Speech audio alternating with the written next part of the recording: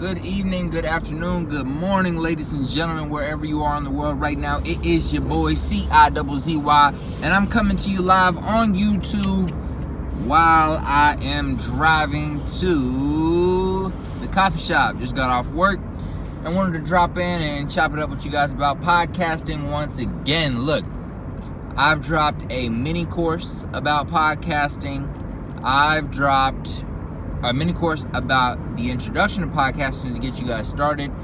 Yesterday, I dropped a little mini piece of content on how to reach out to guests, and I just wanted to double down on that again. So this is part 2 of how to reach out to guests. So one thing I want to talk about is when you're reaching out to guests on social media, and a quick tip to reaching out to guests on social media who have maybe a larger following.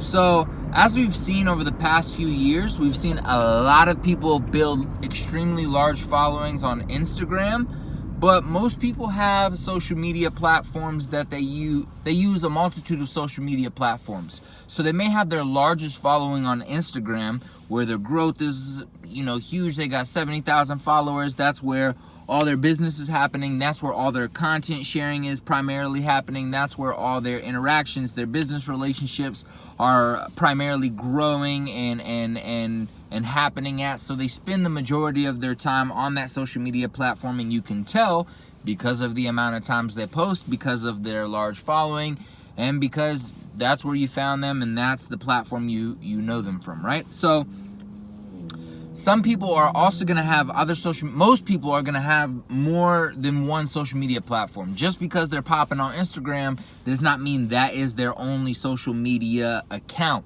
They probably have a Twitter. They probably have an old Tumblr that they use just to post or shit post some random content in their boredom time. They probably have a Facebook or a Facebook group that they utilize or leverage in the past. They probably have a YouTube channel that they use and post content here and there on. And what else is there out there? They probably have a Snapchat. They probably have more than one social media account. So here's the tip, and it may be common sense to some and it may not be common sense to others. The tip is you want to identify what platform they use but don't have as large of a following on. Why? Why is because, think about it. If somebody is a huge business individual, a huge athlete, let's just say an influencer. If somebody's a social media influencer, and by influencer I simply mean has a large amount of following, not COVID, a large following, their DMs are going to be crowded. Their DMs are going to be extremely crowded. Their comment section is going to be crowded.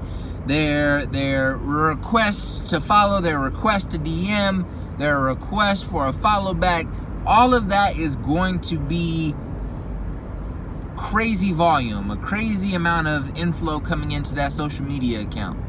So what you want to do is you want to identify, hey, they're popping on Instagram, and I know I like their content, I know I want them on my podcast, and I know I want to get in touch with them. How can I do that?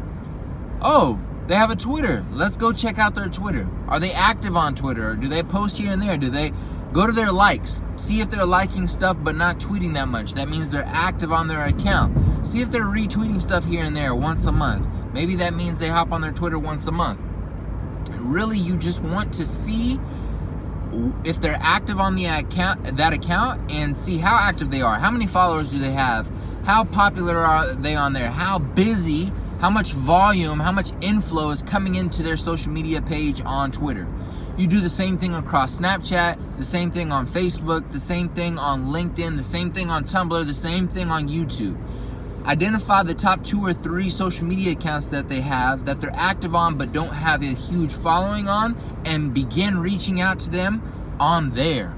They're more likely to see your content, they're more likely to see your comments, they're more likely to see your DMs, and they're more likely to feel less stressed about responding because they don't feel obliged to respond to 1,000 other messages that day because they only have 5 messages or 5 comments on their YouTube video.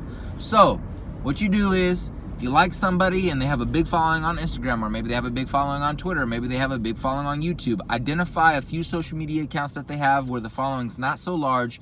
Reach out to them on there. Be consistent. Follow up every 2 weeks.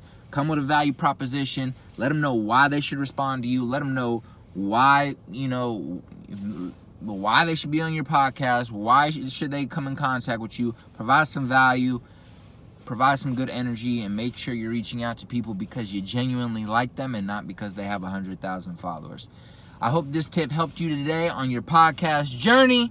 Go out there and start a fucking podcast. The Collis Stutzer Show, CIZZY, the Culture Talks University, all of that, signing out. Salute.